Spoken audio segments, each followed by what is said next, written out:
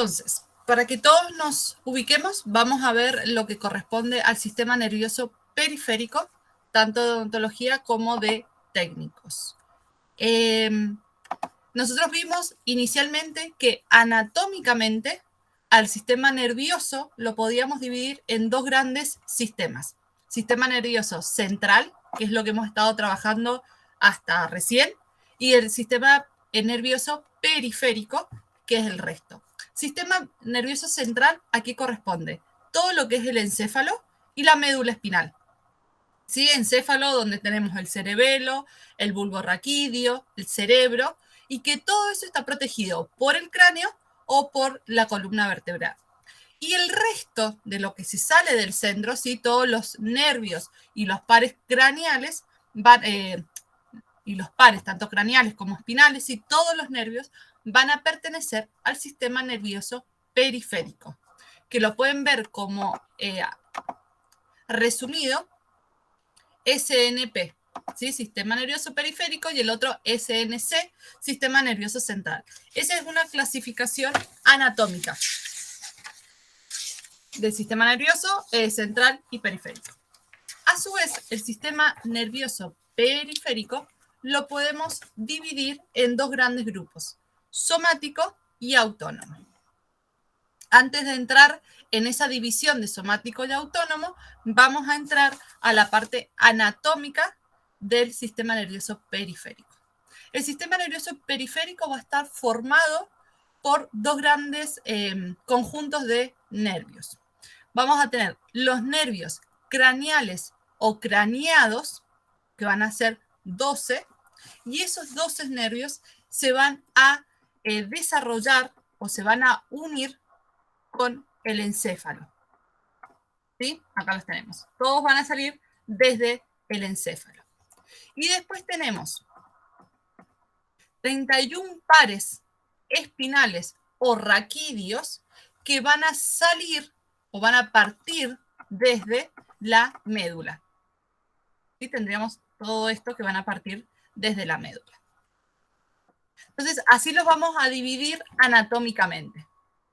A su vez, los nervios craneales, que son los que van a salir del encéfalo, pueden ser sensitivos, las neuronas pueden ser sensitivos, motores o mixtos. Es decir, sensitivos que van a llevar la información desde los sensores hasta el cráneo, hacia el encéfalo, perdón, motores que van a llevar la información del encéfalo hacia el músculo para que generen una acción, o hacia la glándula, y después tenemos los mixtos que tienen la capacidad de recibir receptores, recibir los nervios sensitivos y generar una respuesta. Y en cambio, en los nervios de la médula espinal, vamos a tener mixtos, ¿sí? Van a ser todos mixtos, y a su vez van a tener fibras del sistema nervioso autónomo. Eso ya lo vamos a ver ahora en detalle a qué hace referencia. Entonces, eso es anatómicamente. A su vez, tenemos cuerpo de las neuronas sensitivas, que en este caso van a ser bipolares, en donde los ganglios se van a encontrar en la raíz dorsal, ¿sí? De la médula espinal. Es decir, sería hacia la espalda nuestra. Si nosotros tenemos la médula que nos atraviesa por acá, ventral sería hacia adelante, dorsal hacia atrás. Entonces, estas neuronas sensitivas van a salir desde la parte dorsal de la médula espinal y se van a conectar con otras neuronas para llevar la información.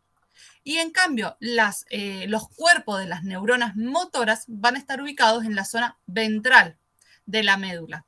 Y estas a su vez van a recibir información de otras neuronas y luego van a ejercer alguna acción, dependiendo de la información que les llegue.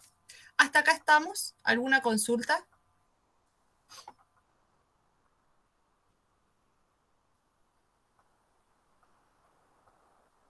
Seguimos entonces. ¿Sí? Acá tenemos la columna vertebral, ¿sí? Estas son las vértebras.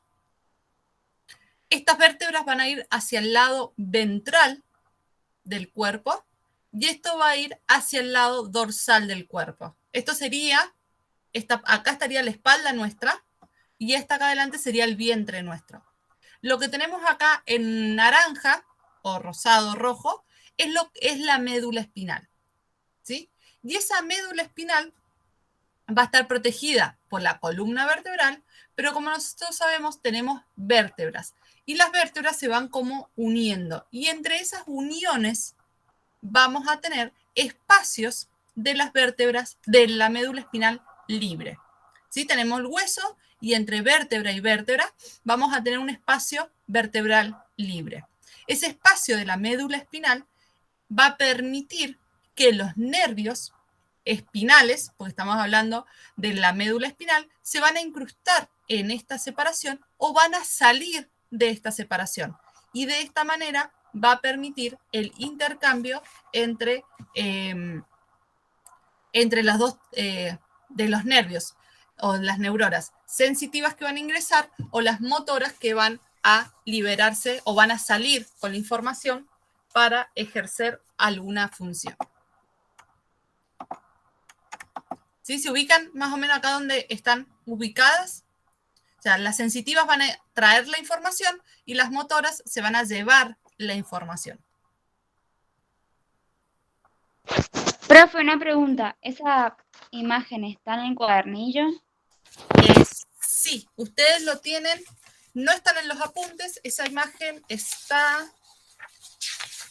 ¿O la vi mal? No, esa imagen no la tienen ustedes. Me confundí de imagen. No. O sea, no la tienen, así que si quieren tomar captura de pantalla lo pueden hacer, porque esa creí que sí la tenían, pero no la tienen. Ah, bueno. Está la siguiente imagen, esa no está. Creí que la tenían en el cuadernillo. Profe, sí. Una pregunta. ¿Las sensitivas dijo que traían información y las motoras las llevaban? Claro, las sensitivas van a ser aquellas neuronas que van a estar en los receptores, por ejemplo, de la piel, y van a recibir cuando hay un contacto y van a llevar la información hasta la médula espinal. Y la motora van a ser las que van a llevar el impulso desde la médula hacia el mover el dedo, por ejemplo. ¿Sí? Yo quiero tocar algo, la motora hace que yo baje el dedo.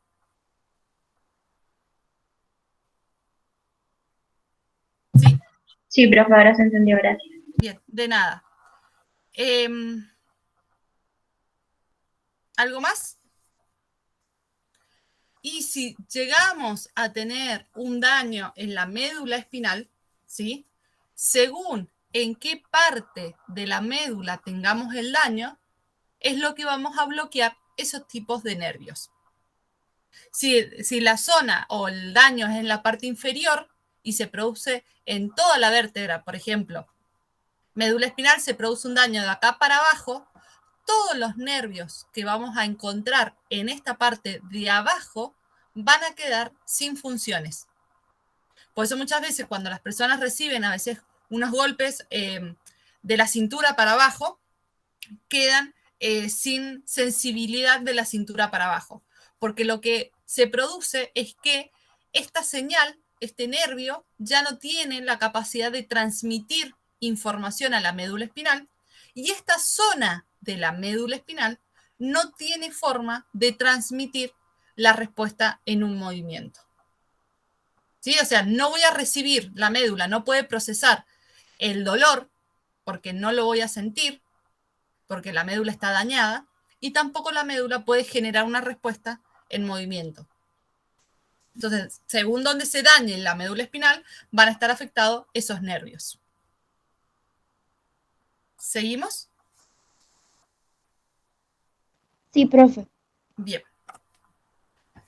Después, nosotros hemos visto en general, ¿sí? Conmigo, con las otras profes, han ido viendo que en el cerebro vamos a generar las respuestas de los distintos movimientos, para el aprendizaje, para caminar, para andar en bicicleta, para manipular herramientas. Todo eso lo hemos ido viendo que lo va a procesar el cerebro o el bulbo raquídeo Pero tenemos algunas acciones que se denominan arco reflejo, o lo pueden encontrar como arco reflejo espinal, y estas van a ser respuestas básicas, van a ser involuntarias e innatas, y se van a generar, van a ser como, ya están fijadas en cada especie, y van a tener un alto valor adaptativo. Por ejemplo, cuando vemos en las películas o que les golpean las rodillas, ¿sí? Con un martillito y la pierna se mueve así, eso sería un arco reflejo. ¿A qué hace referencia el arco reflejo o al arco reflejo espinal? Es que la información llega hasta la médula y desde la médula se genera una respuesta. Vamos a buscar una imagen. Por ejemplo, acaba de llegar una información a la médula y para que ésta genere una respuesta tiene que viajar hasta el cerebro. De ahí coordinar una respuesta, volver a la médula y responder. Los arcos reflejos tienen la capacidad de llegar la señal a la médula misma médula lo procesa y la misma médula responde. Entonces, son innatos, es decir, que son rápidos y son involuntarios. No es que llegó hasta mi cerebro para procesarlo. Pero ¿por qué son importantes? Porque estos son generalmente de adaptaciones. Por ejemplo, yo voy caminando, me pincho con algo, ¿sí? Si voy descalza, imaginémonos que estamos en la playa, vamos caminando y me pincho con alguna piedra, con un palo, ¿sí? Yo instintivamente, como un arco reflejo, voy a levantar ahí nomás el pie. Pero esa información no llegó hasta la punta de mi cerebro para procesarlo y generar respuesta, sino que directamente llegó a la médula espinal, es una información que la médula espinal la puede procesar y genera la respuesta, levantar el pie. Y eso es un reflejo, un arco reflejo, es algo involuntario que yo no llegó hasta el cerebro, sino que es algo rápido. Y vamos a tener dos tipos de reflejo. Un reflejo monosimpático, que va a hacer que el estímulo va a viajar a la neurona sensorial, que es la que hace sentir el dolor, por ejemplo, en un pinchazo, va a viajar a la médula espinal y la médula espinal va a generar una respuesta a la neurona motora y va a generar al efector, que va a ser el órgano de levantar el pie. Lo mismo pasa si yo estoy tocando algo y me pincho. Cuando yo me pincho, intuitivamente saco el dedo rápido. Pero eso es un arco reflejo, es decir, me pinché, viajó la señal hasta la médula espinal respondió, levanta el dedo. ¿Por qué hablamos que es algo adaptativo? Porque si yo me pincho y espero que la señal vaya a la médula, de la médula al cerebro, el cerebro genere respuesta y vuelva, yo quizás ya me corté, me desangré entera, por hacerlo de forma trágico. En cambio, si yo me pincho y saco el dedo rápido, puedo generar solamente quizás una gotita de sangre o un pequeño daño, porque es más rápido. Y después tenemos otro tipo de reflejos que son polisimpáticos, sinápticos, perdón.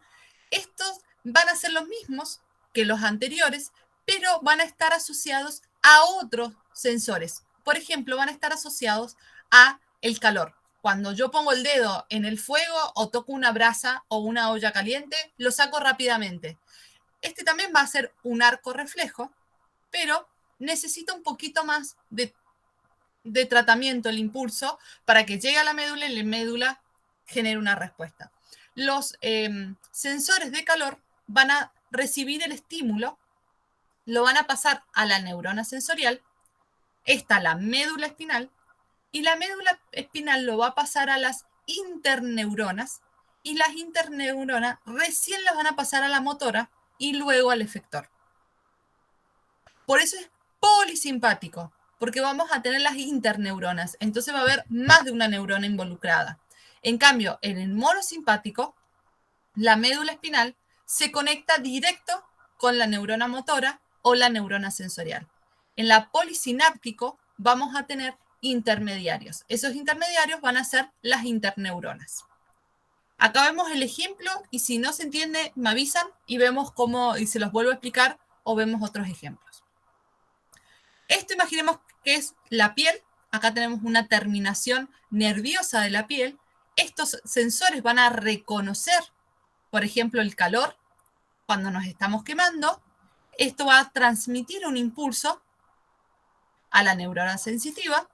Esta neurona sensitiva puede transmitir la información a una interneurona y esta interneurona pasar a la médula espinal y la médula espinal mandar la información a la neurona motora y por último a las terminaciones nerviosas de los musculares que van a permitir el movimiento. Sacar el dedo, por ejemplo, si puse el dedo en una olla que está caliente, saco el dedo, o si apoyé en una hornalla que está caliente, ¿sí? ¿Se entiende el arco reflejo? ¿Necesitan que lo volvamos a ver? ¿Ejemplos? Profe, entonces el polisináptico va a ser un poco más lento que el monosináptico. Exacto, necesito una conexión más.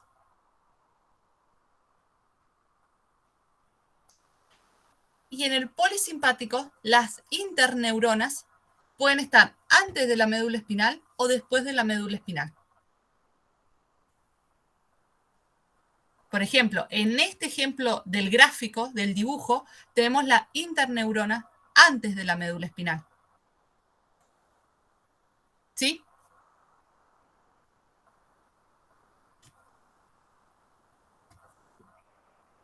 ¿Dudas hasta acá? ¿Se entendió? Sí, profe, se entendió. ¿Sí? ¿Seguimos entonces? Entonces, esa es la diferencia del arco reflejo. Va a ser algo innato, involuntario y va a ser una rápida respuesta. Esta imagen sí la tienen tanto en el cuadernillo como en el... Esta imagen exacta la tienen en cuadernillo. En los apuntes tienen una muy similar a esa. Pero es todo lo mismo. Bien. Entonces, sistema nervioso periférico lo llamamos anatómicamente porque está fuera de la parte central. Ahora vamos a, dentro del sistema nervioso periférico, podemos clasificar en sistema nervioso periférico somático y autónomo. Ustedes en el cuadernillo, puede ser que en la página de odonto, en la página 49, donde les menciona, ¿sí? Y esto revisen por favor también los de técnicos, pero no sé en qué página, no tengo acá justo el apunte de técnicos. Cuando menciona por primera vez el sistema nervioso periférico autónomo, que dice como título subsistemas somáticos y autónomos, que están luego de esta imagen, ¿sí? Van a tener en los cuadernillos, dice sistema nervioso periférico autónomo y entre paréntesis dice SNP. En realidad debería decir SNA. ¿Sí? Les aviso por las dudas que cuando lo lean lo encuentren, pero es que se ha ido una P. ¿Sí? ¿Estamos? Profe, ¿dónde sale eso? Perdón. En odonto sería en la página 49 y en técnicos, luego del arco reflejo que tienen esta imagen, les sale subsistema somático. Más o menos, ya les digo. Eso está en la página 11 del apunte de clase. También. Perfecto. Sí, está en el apunte 11, pero está bien escrito. En técnico más o menos estará... cortezas, eso sí lo vimos. 30, Acá la encontré, profe, es la 28. 28, bien, perfecto, gracias, Vale. Entonces, en técnico está en 28, por las dudas que esté incorrecto. Quizás en sus apuntes está correcto, en su cuadernillo, pero les avisaba por las dudas que si después cuando lo lean, vean esa diferencia. Entonces, sistema nervioso periférico lo vamos a dividir. Sistema nervioso somático, sistema nervioso autónomo. Somático, ¿sí? El sistema nervioso somático va a ser en general voluntario. Va a ser encargado de generar los movimientos voluntarios del cuerpo. Siempre y cuando que estén asociados con los nervios craneales o espinales, ¿sí? Sistema nervioso periférico, los que se encargan de los movimientos voluntarios va a ser el somático. Y en el sistema nervioso autónomo va a ser los movimientos involuntarios. Por eso, ese es por eso es autónomo, auto, que es independiente, es solo. Esa sería la gran diferencia entre somático y autónomo.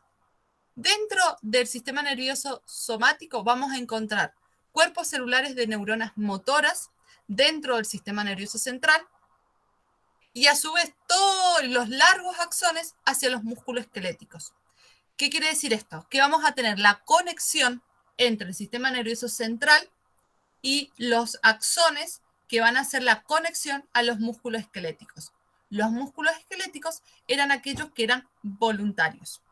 Por ejemplo, levantar el brazo, doblar el codo, caminar, todo eso van a estar regulados por el sistema nervioso periférico. Y la función va a ser estimular o no un efector, es decir, puedo estimular o no un músculo, pero no lo puedo inhibir.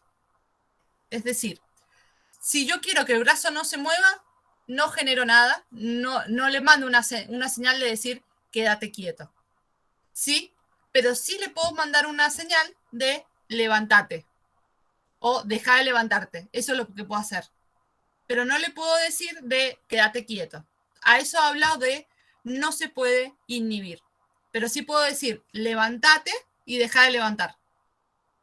¿Sí? O otro músculo le digo que baje.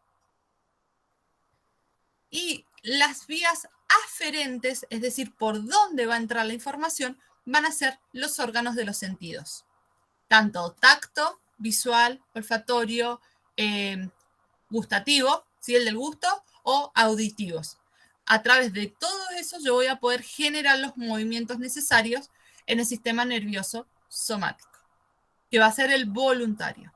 Y el sistema nervioso autónomo, que está encargado de los movimientos involuntarios, por ejemplo, latidos del corazón, la liberación de hormonas de las glándulas, la respiración pulmonar, ¿sí? Los movimientos de la digestión del cuerpo, todo eso van a estar regulados por el sistema nervioso autónomo. Por eso hablamos de independientes. No es que yo le digo a mi corazón, latí ahora, latí, ¿sí? Sino que el corazón late cuando corresponda, cuando considera, analiza todo mi cuerpo y dice, es necesario latir.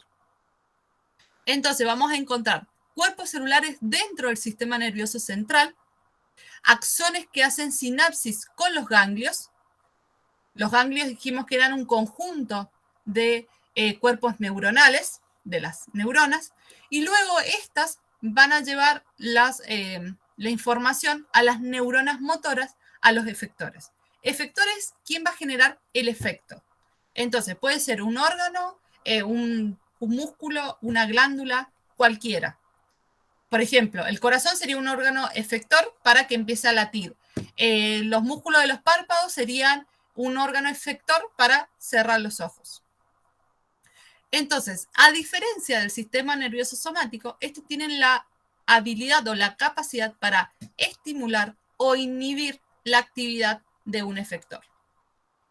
Por ejemplo, si yo salgo a correr, ¿sí? Voy a activar o se va a activar el sistema nervioso autónomo y va a estimular que el corazón lata más rápido para permitir una rápida intercambio gaseoso, ¿sí? Y así se oxigenen todas mis células y llegue suficiente oxígeno a mis músculos. Y también cuando ya dejo de correr, cuando ya me tranquilizo o me siento, tiene la capacidad de inhibir ciertos latidos o disminuir la frecuencia de latidos porque ya no necesito tantos latidos. O si yo como, mi cuerpo está haciendo la digestión, pero veo que se me está pasando el micro, voy a salir corriendo. Entonces, el sistema nervioso autónomo lo que va a hacer va a parar la digestión y va a llevar el flujo sanguíneo o la oxigenación hacia los músculos para permitirme correr. Esto sería como en momentos de estrés, como momentos extremos. Entonces el cuerpo tiene que ir decidiendo hacia dónde va a enviar la sangre. Perdona. Ah, no, estamos. Quería ver el chat, pero eran las páginas que recién estábamos compartiendo. Y van a tener como vías aferentes, es decir, por dónde va a venir la información. Esto van a ser receptores internos, ¿sí? Por ejemplo, vamos a recibir una señal en el páncreas donde tenemos altos niveles de azúcar en la sangre. Entonces el páncreas va a recibir esa información y va a liberar insulina. La insulina es una hormona que lo que va a hacer es reducir la cantidad de azúcar en sangre. Entonces, sistema nervioso somático, como es voluntario, voy a recibir la información de los órganos de los sentidos. Voy caminando, hay una sequía, voy a recibir la información visual de que hay una sequía, por lo tanto voy a procesar la información de que tengo que levantar el pie para no caerme. En cambio, el sistema nervioso autónomo van a ser receptores internos. Falta oxígeno en tal parte, entonces lo que voy a hacer es aumentar los latidos del corazón, por ejemplo, para establecer los niveles de oxigenación o la liberación de alguna hormona para el equilibrio. Y eso va a ir de uno a otro según las necesidades que tengamos en el momento en el cuerpo. ¿Estamos hasta acá? ¿Dudas? ¿Preguntas?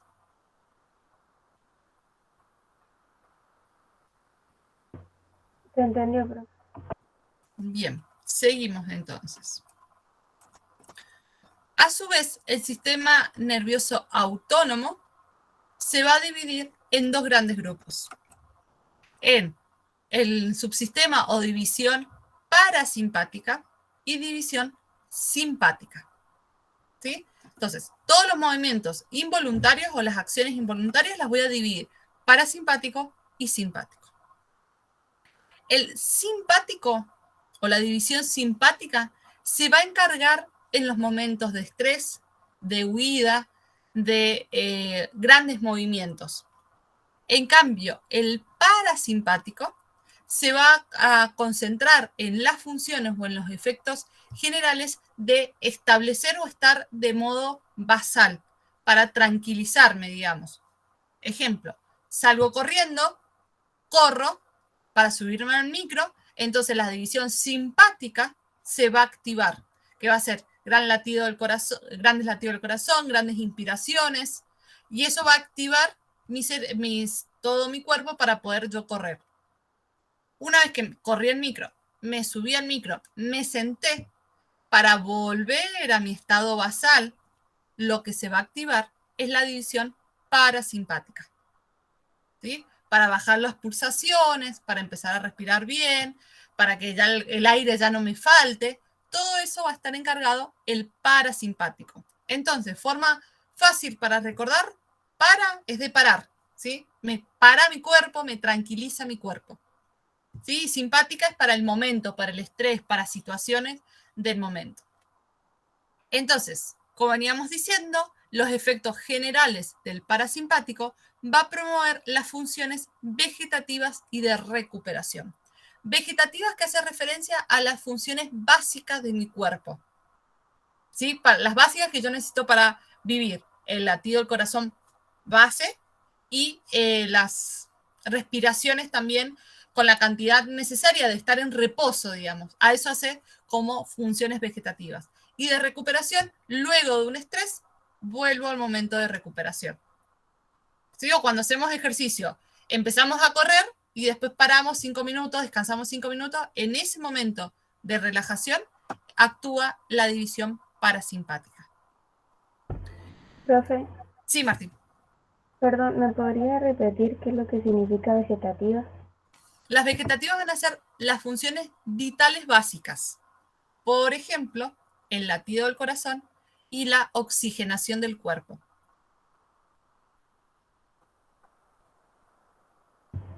Gracias. ¿Sí? O en situaciones, beber agua o comer, porque van a ser las básicas.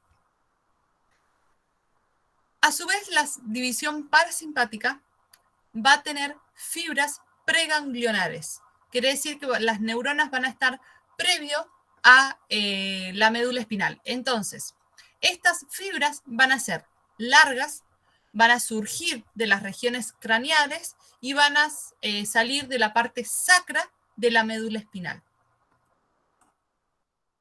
La parte sacra sería, a ver si acá lo tengo, la parte básica, acá estaría.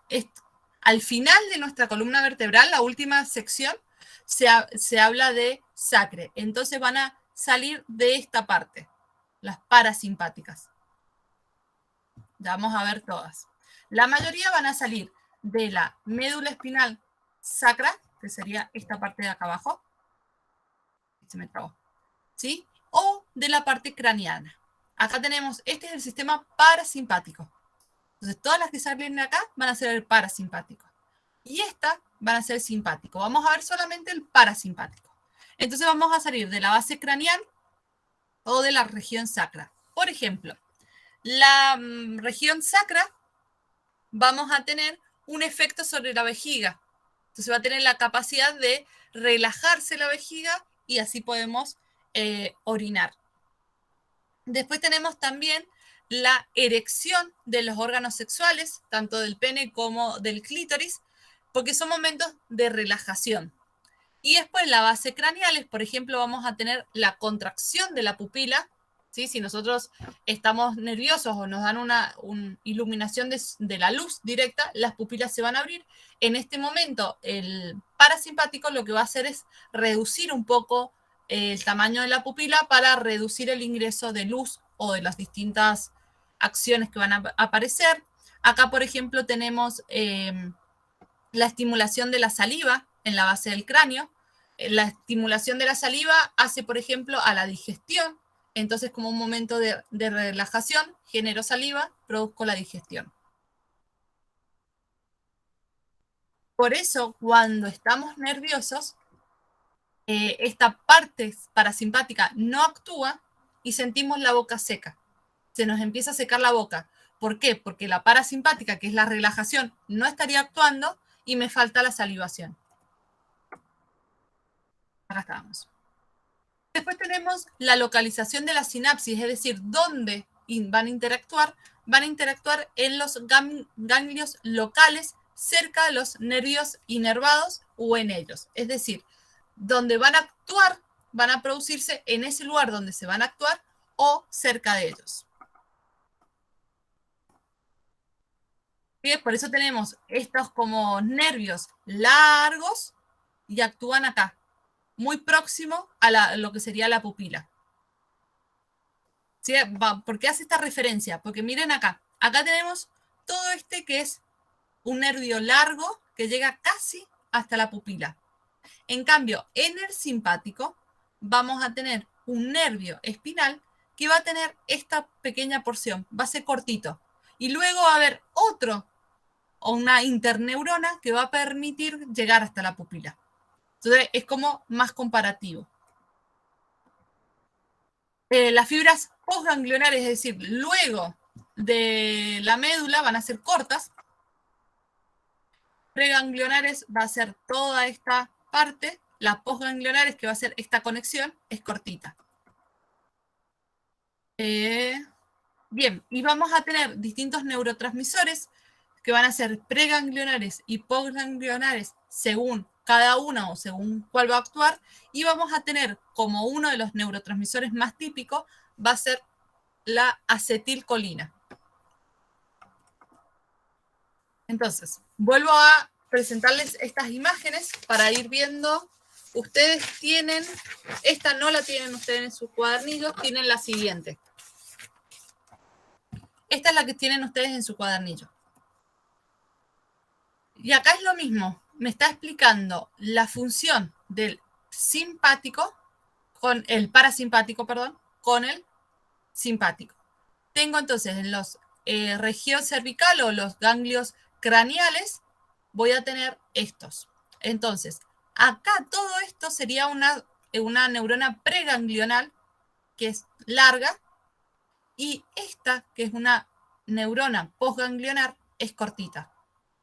¿Sí? ¿Se ve esta conexión? Lo que sale de la médula es la preganglionar y la que llega al efector es la postganglionar, que generalmente es más corta. Y la otra cantidad de nervios que van a funcionar en el sistema parasimpático van a surgir de la parte sacra. Y van a ir o a la vejiga o también los órganos sexuales, o en este caso que muestra la imagen, es la relajación del recto, por lo tanto, la liberación de materia fecal. ¿Sí? Acá tenemos la parte del corazón, los pulmones, la actividad digestiva o la estimulación de la vesícula biliar. Todas estas son funciones del sistema nervioso periférico autónomo, ¿sí? Van a ser involuntarias, pero hay que ver cuándo se van a activar cada una. ¿Se entendió el parasimpático?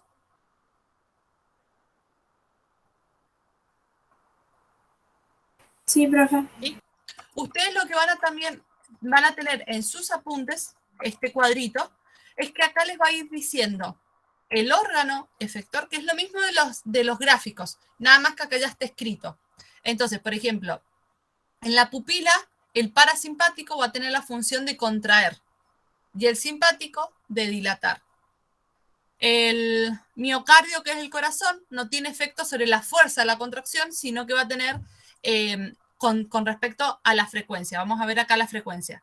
La frecuencia cardíaca en el parasimpático la va a retardar, la va a poner lenta. Y el simpático la va a acelerar, ¿sí? Que puede generar una taquicardia. ¿Cómo nos damos cuenta de esto? Estoy quieto, me tomo el pulsación durante 1 minuto, cuento cuántas tengo, o lo tomo durante 6 segundos, cuento 6 y después lo multiplico por 10. Y a eso voy a tener la relajación o la cantidad de frecuencia cardíaca. Corro, termino de correr y me vuelvo a tomar los pulsos. Ahí voy a ver que voy a tener un pulso acelerado. Entonces eso quiere decir que el simpático actúa en mi cuerpo y el parasimpático es para relajarme. Espero 10 minutos, me vuelvo a tomar los latidos y voy a ver que he vuelto a la normalidad. ¿Eso por qué? Porque empieza a actuar el parasimpático. ¿Sí? Entonces acá en sus cuadernillos y en sus apuntes tienen este cuadrito que explica cómo va cada uno. ¿Sí? Generalmente tienen acciones antagónicas, es decir, tienen acciones opuestas, el parasimpático y el simpático, en general. En algunas no tienen nada que ver. Por ejemplo, el miocardio, que va a ser el músculo del corazón, y en los vasos sanguíneos, el parasimpático casi no tiene efecto, en cambio en el simpático sí tienen efecto. ¿Seguimos?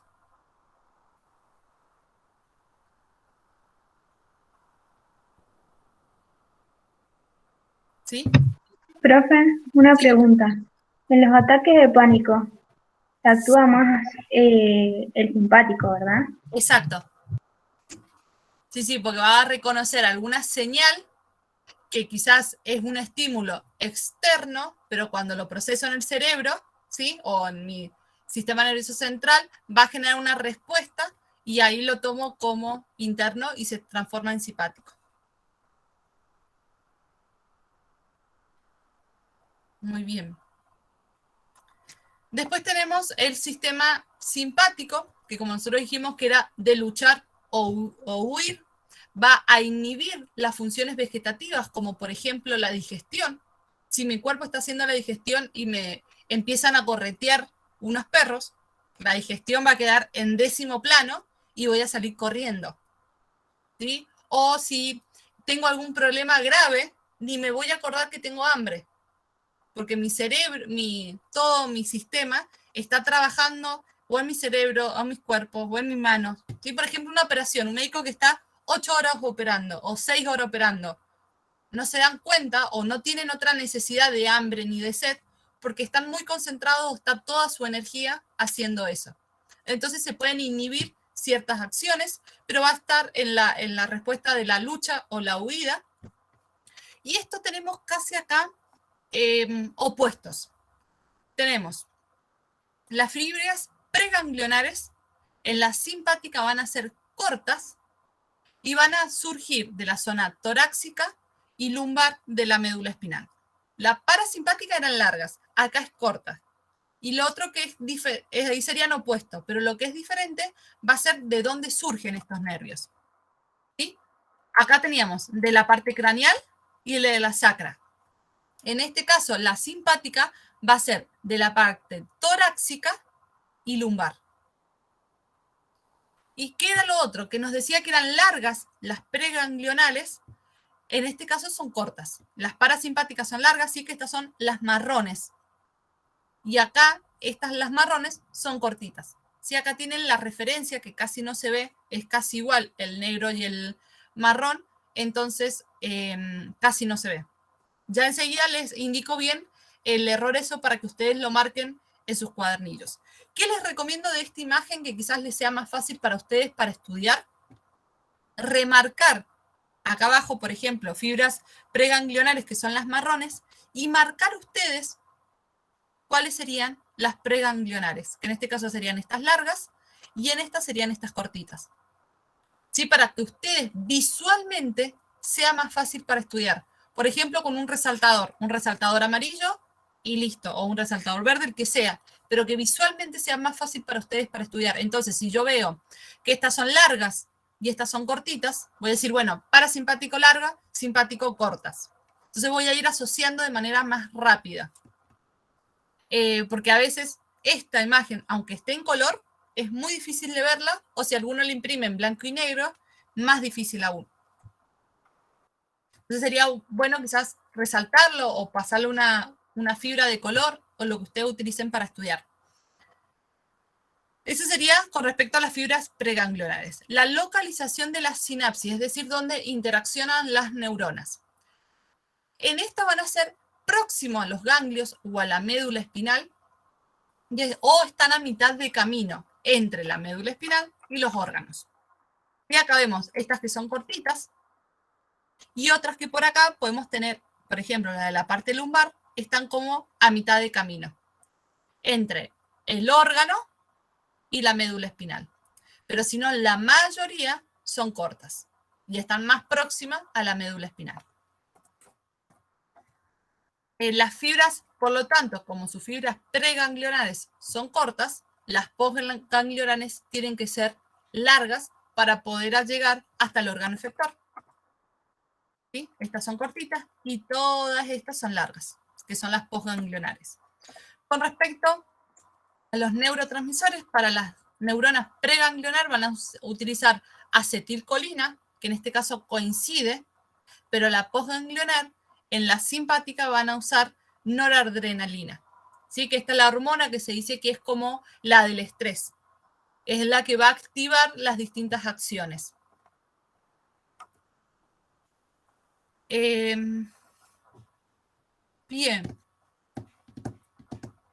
Acá, por ejemplo, tenemos en los órganos sexuales, el parasimpático va a estimular la erección, por ejemplo, del pene, pero el simpático lo que va a hacer va a estimular la eyaculación, es decir, la liberación del semen. ¿Sí? Son dos sistemas que están separados, el parasimpático y el simpático, pero van a unirse para generar una acción en común. En las otras generalmente eran opuestas, contradilata, pero en este caso van como en conjunto.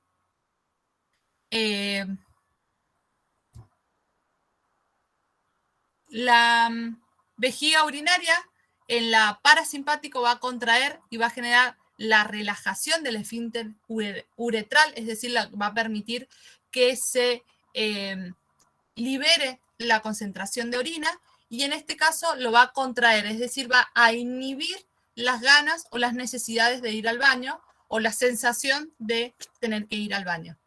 Estoy pensando en un momento de estrés, en un campeonato, por ejemplo, hago fútbol y en el medio del partido, excepto que pase algo muy extremo, pero generalmente no nos dan ganas de ir al baño.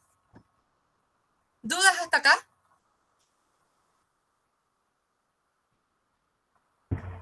No, profe. Bien, seguimos entonces. Entonces, esto está escrito en palabras, esta es la imagen y esta es en imagen. Serían los tres lo mismo. Esto lo tienen en sus cuadernillos, esto no, y esto sí. Entonces, los que no tengan el cuadernillo impreso en este momento, les recomiendo que saquen una captura de pantalla de esta, porque esta es una imagen que está en sus cuadernillos, porque está así en el Curtis, pero tiene un error. Entonces sería bueno que ustedes tomen una captura de pantalla de esta imagen, así ustedes después, cuando estudian, pueden hacer el arreglo. ¿Cuál es el error que hay en esta imagen? Como les dije recién, me voy a acercar porque está muy mal la imagen y la veo como muy poquita la diferencia de colores. Las fibras preganglionares van a ser de color marrón. ¿Sí? Que acá tenemos todas estas que son cortitas, estas que son largas, y las poganglionares van a ser las que son negras, que son estas que están cortas del lado parasimpático y largo en el lado simpático. Entonces,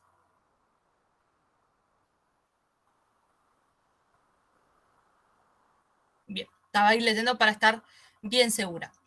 Acá nos dice que la glándula suprarrenal dice que está acá unida con postganglionares. ¿Sí ven esta acá? Esta negra acá. En realidad, esta tendría que ser una célula preganglionar. Entonces, todo esto debería ir marrón. ¿Sí? ¿Se entendió lo que tienen que modificar?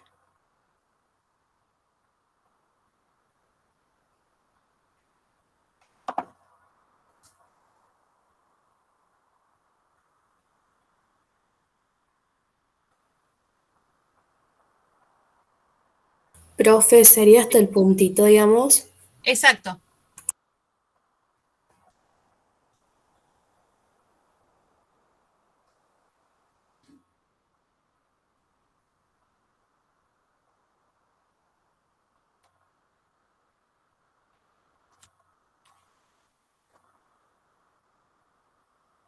¿Seguimos? Sí, profe. Profe, ¿cómo Sí, dijo las morrones? son ¿Cuáles eran? preganglionales. Ah, bien, gracias. ¿Está? Bien.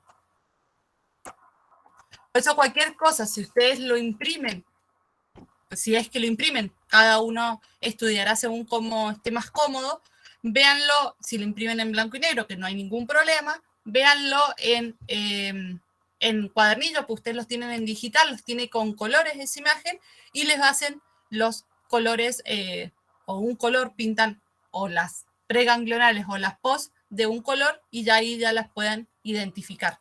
Para estudiar más fácil, porque muchas veces nos quedan más las cosas visuales que el texto o lo que nos queda. A veces estamos rindiendo la evaluación y nos acordamos, en mi apunte arriba a la izquierda estaba pintado de rojo tal cosa. Entonces nos puede ayudar al momento del examen. Y bien. Y lo que lo que les voy a mostrar ahora no está en sus apuntes, sí está en su cuadernillo. Lo que sí está en los apuntes es lo que hace referencia al miedo paradójico. ¿Sí? Entonces, eso sí está en los apuntes. Todo este cuadro lo tienen en sus cuadernillos al final. Lo último que tienen en su cuadernillo es este cuadro y luego pasan a esta imagen. Entonces, vamos a hacer algunas aclaraciones sobre el sistema nervioso simpático y parasimpático. Lo voy a ir leyendo tal cual está, así no los voy mareando con mi explicación. Lo leo y cualquier cosa, si fuera necesario, agrego algo más de explicación. Entonces tenemos la actividad de las respuestas simpáticas y la liberación de hormonas de la médula suprarrenal inician un conjunto de respuestas denominadas reacción de huida o de lucha y que se producen los siguientes efectos. Es decir, esta acá, glándula suprarrenal, las que están arriba de los riñones, además de liberar hormonas para la producción y eliminación de orina, también liberan hormonas que van a generar, como por ejemplo la noradrenalina o la adrenalina, y lo que va a generar es la respuesta del cuerpo a lo que se entiende como huida o de lucha. O sea, mi cuerpo se va a preparar para una huida o para una lucha. ¿A qué lleva este nombre? Nos vamos a lo esencial, a los primeros hombres o a los animales. ¿Sí? Que los animales van a tener que prepararse para huir ante un ataque o van a tener que decidir si se quedan a luchar. Por eso tienen ese nombre. Entonces, las pupilas se van a dilatar. ¿Qué quiere decir dilatar? Se expanden. Mis pupilas se van a expandir. Al expandirse, voy a permitir que ingrese una mayor cantidad de luz y a su vez una mayor cantidad de imagen a mi alrededor. Se puede tener una mayor visión. Después dice, va a aumentar la frecuencia y la fuerza de contracción cardíaca, así como la presión arterial. ¿Qué quiere decir esto? Corazón late más rápido, más seguido, envía mayor cantidad de sangre, permite el intercambio gaseoso de oxígeno y dióxido de carbono más rápido, y esto es lo que va a generar una elevación de la presión arterial. A su vez se van a dilatar las vías respiratorias. ¿Para qué se van a dilatar las vías respiratorias? Para que el intercambio gaseoso sea más rápido y sea más abundante. ¿Sí? Se dilatan, es decir, yo cuando inspiro voy a inspirar una mayor cantidad de aire, ese oxígeno va a llegar más rápido a los vasos a los alvéolos van a transferir rápidamente a los vasos sanguíneos el oxígeno y van a tomar el dióxido de carbono y van a liberarlo nuevamente. Como opción D o acción D, se va a contraer los vasos sanguíneos que llegan a los órganos no esenciales en situaciones de huida, como los riñones y el aparato digestivo. Es decir, estoy en una situación de estrés, mi cuerpo ¿qué va a hacer? Va a mandar sangre o va a mandar la mayor cantidad de sangre donde sea más esencial. Mis músculos para huir, ¿sí? De las piernas, los brazos si yo tengo que luchar, el corazón, los pulmones, el cerebro y el sistema digestivo y los riñones van a pasar como un segundo plano. El paso E, se dilatan los vasos sanguíneos que aportan sangre a órganos relacionados con la actividad física, como los músculos e hígados, ¿sí? Acá estaríamos como las dos juntas. Ocurre la gluconeogénesis en el hígado y la lipólisis en los tejidos adiposos. ¿Qué quiere decir esto? Mis músculos necesitan glucosa. Por lo tanto, desde el hígado voy a empezar a romper o voy a liberar la glucosa almacenada y la voy a liberar al torrente sanguíneo para que vayan a los músculos, y a su vez en el tejido adiposo yo tengo lípidos almacenados. Entonces esos lípidos se van a poner en juego, se van a empezar a degradar para poder obtener glucosa a partir de esos lípidos. Por eso cuando hacemos actividad física, lo que hacemos es, en algunos casos, reducción de grasas, porque al hacer actividad empiezo a quemar, como se dice en la vida cotidiana, no sería la palabra adecuada, pero empiezo a degradar esas moléculas de lípidos. Después tenemos que va a aumentar la liberación de la glucosa hepática. ¿Sí? Si tengo glucosa que no está procesada todavía o no está almacenada. Perdón que acá no puedo ver lo que sigue. Por lo que aumenta las concentraciones de glucosa en sangre, aumentan la glucemia, que es la cantidad de azúcar en sangre, se inhiben los procesos no indispensables para enfrentar la situación, como por ejemplo se van a interrumpir los movimientos del tubo digestivo, ¿sí? Nosotros sabemos que nuestro tubo, el esófago, nosotros tragamos y después la comida baja, aunque nosotros estemos con cabeza abajo o estemos acostados, porque el esófago hace movimientos, al igual que el estómago, produce esos movimientos, entonces todos esos movimientos se cancelan porque no son necesarios. En estos pasos, ¿alguna duda?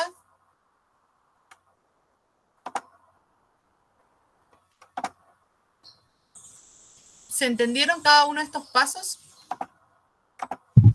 Profe, en el paso F dijo que era la liberación de glucosa y Ya la lo leo. ruptura de los lípidos. Claro, la glucogénesis, que es la producción de glucosa, y la lipólisis, que es la ruptura de lípidos, sí.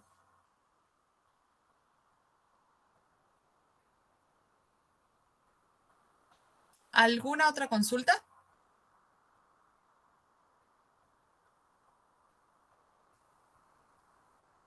No, profe, mi parte no. Bien, entonces continuamos. Todas estas van a ser respuestas simpáticas, ¿sí? De esta parte del cerebro, toda esta acción que necesito activar mi cuerpo para la lucha o la huida.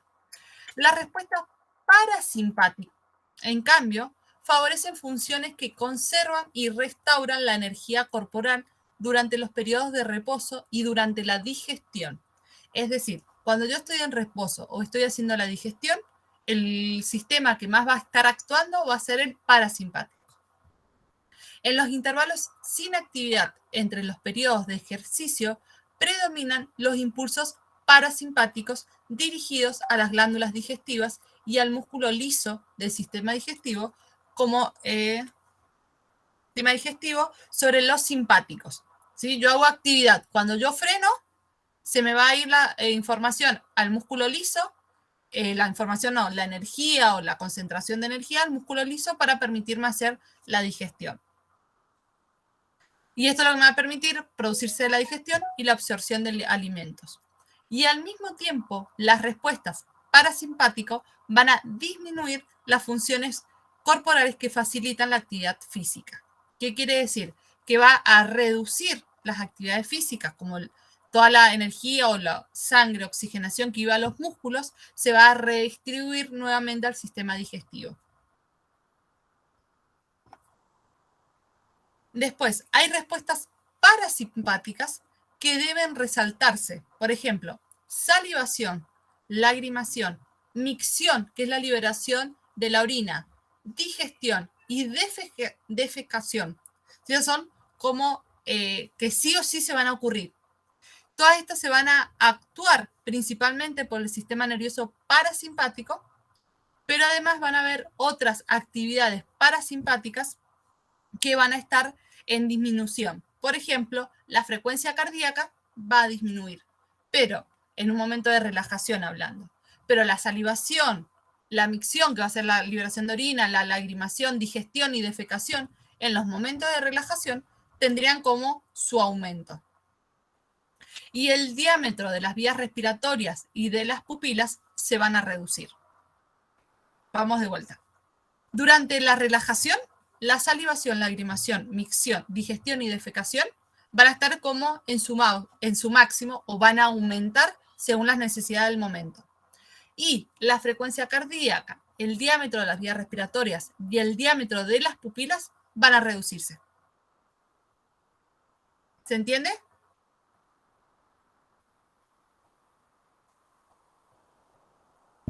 Sí, profe. ¿Sí? Bien, son procesos que me van a llevar a la relajación del cuerpo, pero algunos necesitan una activación y otros una reducción. Y por último, que es lo que ustedes tienen en sus apuntes, es el miedo paradójico. ¿A qué hace referencia esto? Es, aunque es frecuente que el miedo se active respuestas simpáticas, ¿sí? El miedo me va a activar estas respuestas, puede ocurrir el miedo paradójico. Esto va a hacer que va a ocurrir la activación masiva del sistema parasimpático, el sistema nervioso parasimpático. Es decir, en vez de activar la huida, es cuando a veces escuchamos que lo vinieron a atacar a unos perros y no reaccionó, quedó inmóvil, ¿sí? Se quedó quieto. O en las personas que han estado quizás en algunas situaciones de trauma, por ejemplo, que le estén robando o algo por el estilo, puede pasar que se produzca la liberación de orina. Entonces, por eso se dice paradójico, es como contrario a lo que tendría que activarse. Cuando yo tengo miedo, se debería activar el simpático, y este simpático me va a permitir huir o luchar. Pero en ciertas situaciones se me puede generar de forma masiva la activación del sistema nervioso parasimpático. Este tipo de temor sobreviene cuando la persona se ve acorralada, sin forma de escapar o ganar. El tono parasimpático alto en esta circunstancia puede originar la pérdida del control sobre la micción o defecación, orina o la liberación de materia fecal, y debido a que se produce una estimulación del músculo detrusor de la vejiga, el cual va a contraer y va a relajarse los esfínteres. La vejiga está llena de fluidos, se contrae, permite la liberación y relajación a través de los esfínteres. ¿Sí? Entonces, yo cuando tengo miedo, debería activarse el simpático para permitirme huir o escapar. En ciertas situaciones donde ya no tengo escapatoria o la situación me sobreexcede a mí, se va a generar un miedo paradójico y va a generar justamente las acciones contrarias. En vez de activar el simpático, va a activar el parasimpático. Que en la vida cotidiana nosotros decimos, se quedó paralizado, no supo qué hacer, Entonces, por eso se puede producir la liberación de orina o de materia fecal en algunos casos. ¿Se entendió?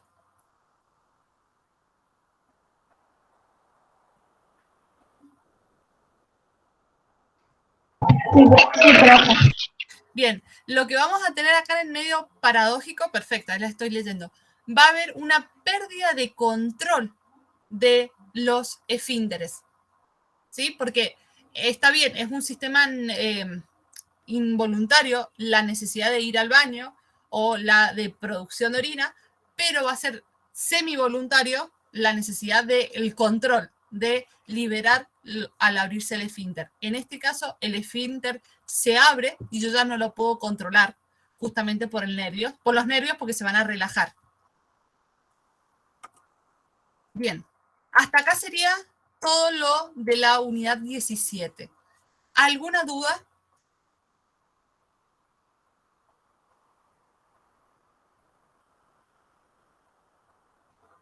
Bien. Entonces, si no hay dudas, los de la mañana se pueden desconectar porque hasta acá ha quedado la clase. Los de las tardes les hago unos recordatorios y ya los libero.